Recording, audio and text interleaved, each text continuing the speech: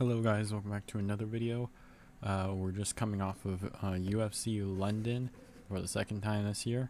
It was a very underwhelming card compared to the first one and compared to the last few cards, in all honesty. Yeah, it was just a rough card to get through, especially the prelims. Those were very, very slow. 14 fight card. We got to get through this fast, so I'm going to get started right now.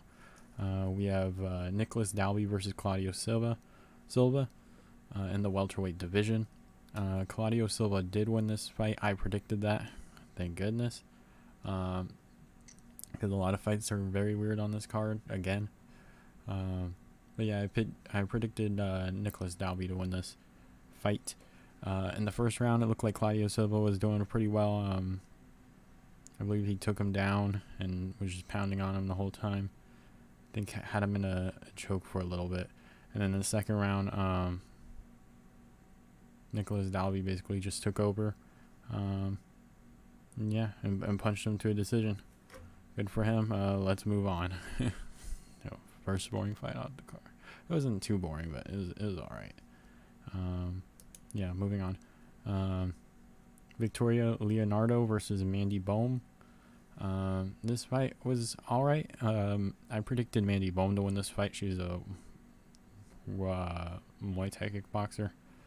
I think it said like champion Muay Thai kickboxer, which is very interesting in this fight. It was kind of close. This is how it is with the lower level women's fights. They can go either way. In this case, the underdog did win the fight. Yeah, good for Mandy Bohm.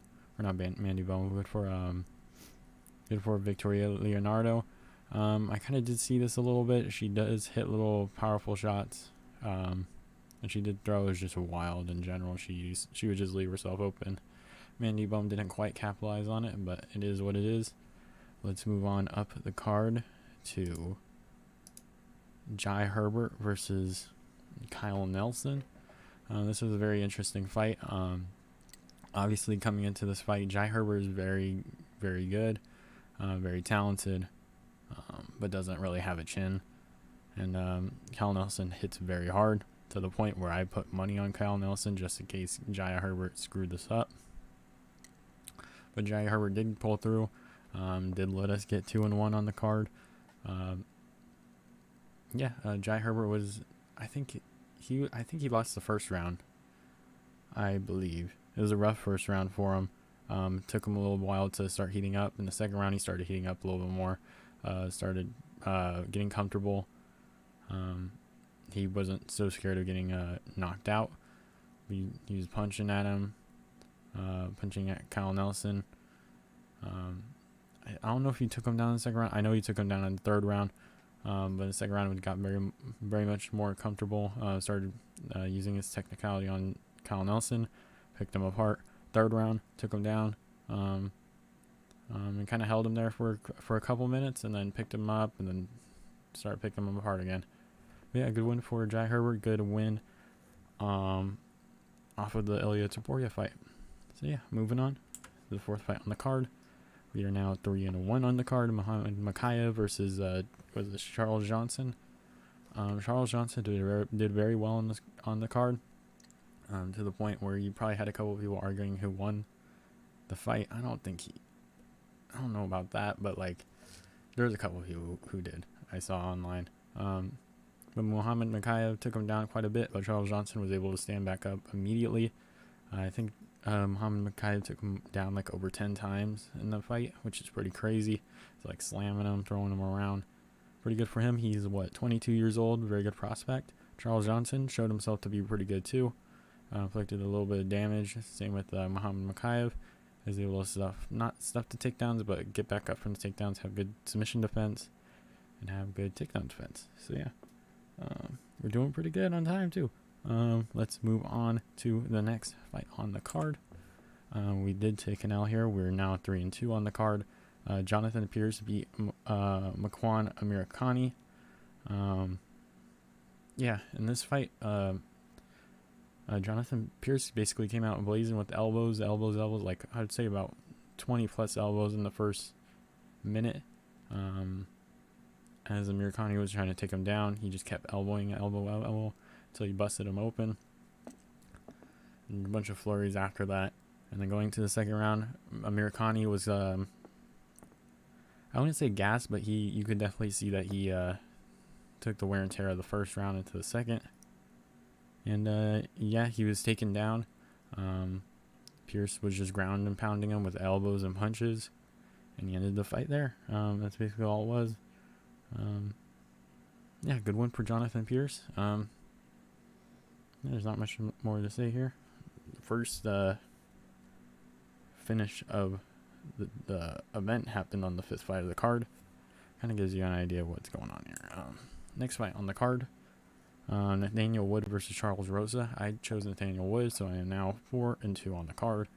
Nathaniel Wood basically just picked apart the crap out of Charles Rosa, leg kicked the crap out of him to where he couldn't even stand. And I think is the last round, in the second round, he'd basically kick it. Charles Rosa would fall on the ground, try and grab him on the ground, try to get him in his guard, and then Nathaniel Wood would get up, hit his leg again, injure it. Charles Rosa would switch legs again, and then Charles Rosa would eventually have to peek out that left leg again, and then Nathaniel would hit it again and would drop him, and then told him to get back up, and then drop him again. This is just the same thing for the next 2 rounds in that fight. So yeah, good win for Nathaniel Wood. Yeah, I'm trying to remember what his last fight was against. Yeah, it was against Casey Kenny. He lost. But yeah, good win for Nathaniel Wood. Calf kicks really showed to be very prominent in this fight. Good for him. Let's move on to the next one. Damir Hadzovic versus Marc Diakiese. I think I'm 5-2 on the card now. Damir Hadzovic. I predicted Marc Diakiese to win. He basically just took him down and held him there all fight. Punched him a little bit. First, second, and third. Same thing there. His coaches wanted him to take risks. Bisping in the commentary would not shut up about him wanting or making him go take risks, which I'm not too far against. I mean, I want some entertaining fights. There wasn't too many on the card. At this point, there was only one finish on the card, and we are 7 fights in. So, I get it. I think Diakiese probably would have been able to school him on the feet, but he wanted to be safe. I think he lost his last 2 fights before.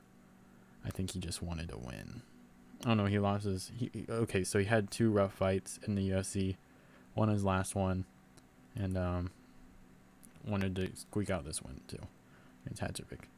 So yeah, not much to say here. Just lay and pray for the rerounds.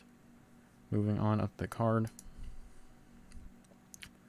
Ludovit Klein versus Mason Jones. What am I now? 5-3 on the card.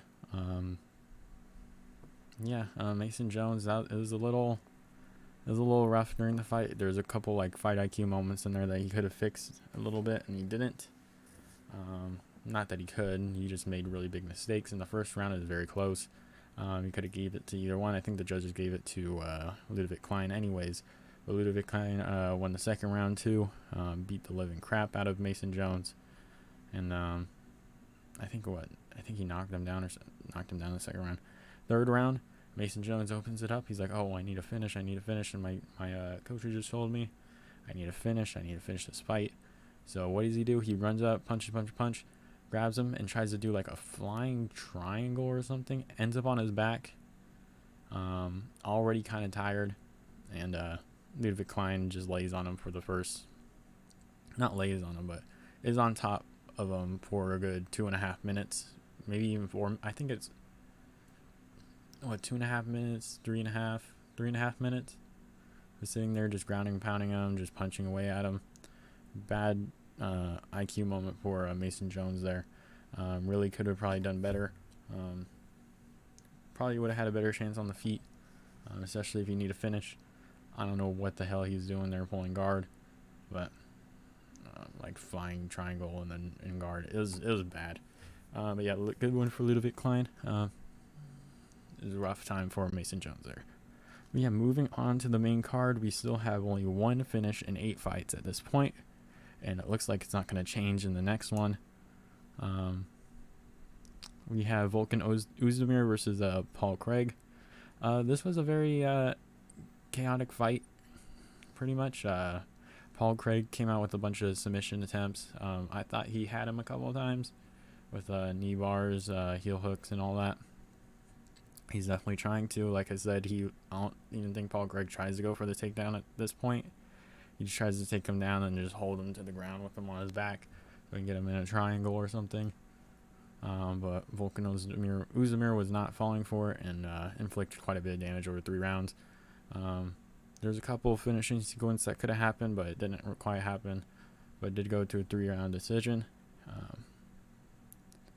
Didn't look good for both fighters. Oezdemir probably could have done more here, probably could have ended the fight in certain moments. And Paul Craig was looking kind of like Ryan Hall out there, except for he changed up his moves a little bit, other than a Imanari roll. But interesting fight to say the least, is different from the other ones. One finish in 9 fights. Great card. Moving on up the card to Molly McCann versus Hannah Goldy. This fight was very good. We get to her second finish of the night. Oh, and I think I got that Paul Craig one wrong. Ludovit Klein wrong. Jonathan Pearce wrong. And Victoria Leonardo. So 4. I'm 6-4 at this point. So Molly McCann does, I think, what does this go to? Do the second round? Oh no, it stays in the first round. So at the beginning, Molly McCann, I think, gets a couple shots on Hannah Goldy. Hannah Goldy, I think, takes her down for a brief moment, holds her against the cage. They break away from the cage. Molly McCann goes up to her, punches her, moves her a little bit, wobbles her to the corner, and then she hits a flying, or a spinning elbow, not flying, spinning elbow back again, and knocks her to the ground a little bit, and she finishes it with a couple punches. So yeah, it's basically two spinning elbow finishes, not like a flatline KO like the last one was, which was pretty vicious, but this one was pretty good. She's becoming a little bit of a name, especially, well, at least in the UK, she's definitely a name. She's always getting finishes. She's always having entertaining fights. We'll see how that goes over to the US in terms of numbers. But yeah, she's doing really well. Could have a good star in the women's division at some point if she keeps it up with these finishes, with these very entertaining fights. Good win for Molly McCann. I'm not sure what these scousers say at the end of their post-fight interviews. They kind of talk quite a bit, and half the words I'm like, what? Or what are you saying? I don't understand the slang. Whatever it is what it is. But we will move on up the card. We are 6-4. Now we are 7-4. Nikita Krylov versus Alexander Gustafsson. This one ends pretty quickly, pretty sadly too. Gustafsson is off, or doesn't fight for a 1.5 to 2 years. Comes in there very rusty. Does not have the same chin he used to. Krylov comes in there, hits him with a hook, goes down, gets up. Gustafsson takes a couple shots, and then Krylov hits him again, and then TKOs him. And I think Gustafsson goes out. If not, he was just dazed for a while. Good win for Krylov. Didn't really have to do much here. It was complete silence once he finished him. It's people were expecting something more here, but it was just very rough to watch, especially with Gustafsson. It was just very rough to watch.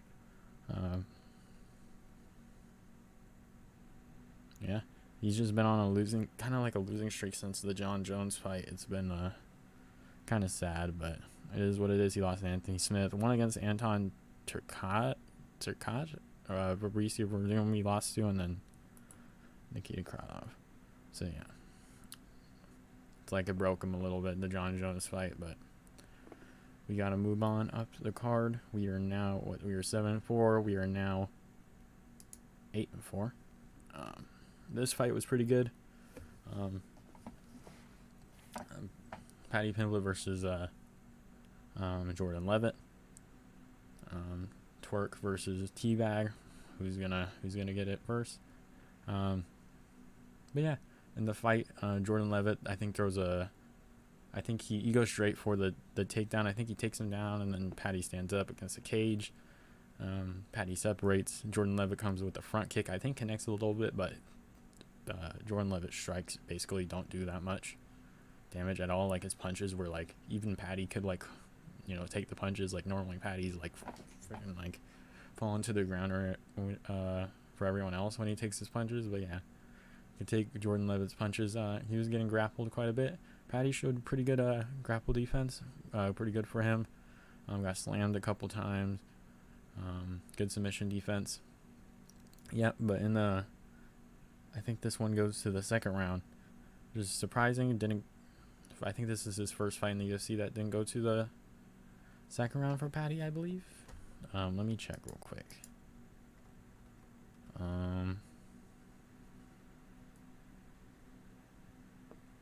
Yeah, first fight in the UFC that didn't go to the second, or first fight in the UFC that went to the second round. Yeah, good win for him. Here, he kind of jumped a couple guillotines, which normally does not work. Like ask Glover, what happens when you jump guillotines. They got back up, and then kind of held him there, and then kneed him. Stunned Jordan Leavitt for a moment, got him to his knees, and then basically got his arm trapped in a way to where he hooked it with a rear naked choke. I don't remember how exactly he did it, but he basically hooked his arm into a rear naked choke, like how he set it up at least when he had him on his knees. I don't remember how. I think he had it in like an arm triangle a little bit, but he moved it over. He flipped over on him. Pretty impressive to do to someone like Jordan Leavitt, especially a wrestler or a grappler like Jordan Leavitt. And yeah, had one of his arm hooked, and Jordan Leavitt was basically defending a rear naked choke with one arm. But yeah, Paddy gets it, hits 2 squats, and he wins the fight. Good win for Paddy. Yeah, his star power still there. Good for him.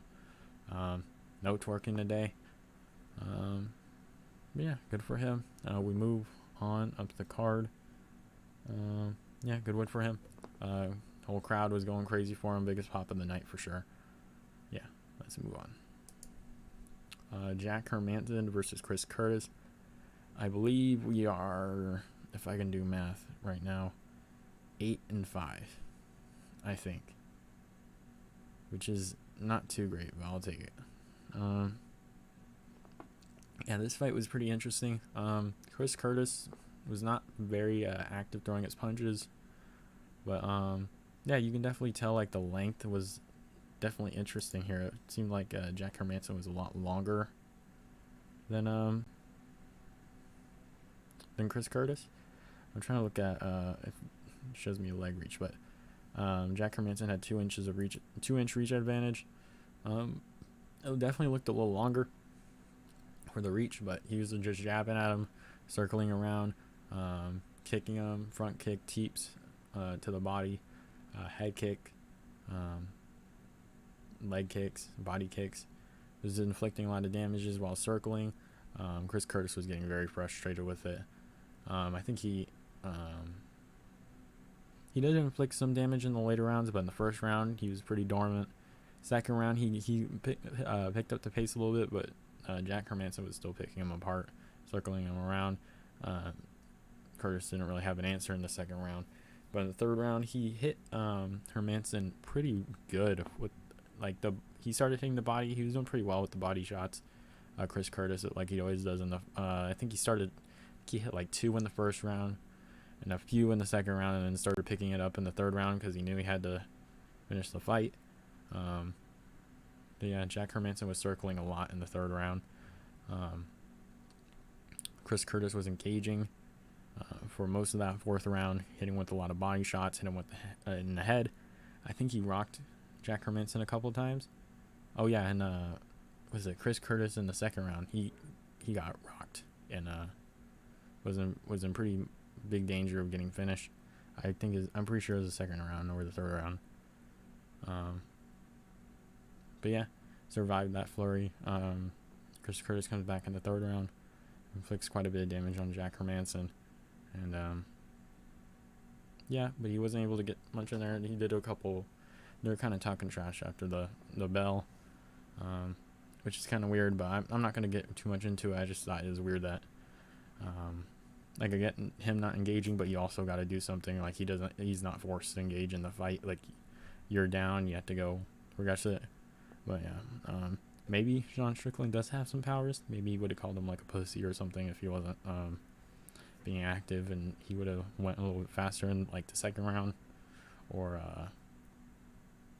maybe Sean Strickland could give him advice for fighting Jack Hermanson since he already fought him. But yeah, I think Sean Strickland probably would have been a very good asset for the fight. But yeah, good win for Jack Hermanson. He gets a win after losing to Sean Strickland. Yeah. He lost to Hamza. Oh, I guess it was a wrestling match, so it doesn't matter.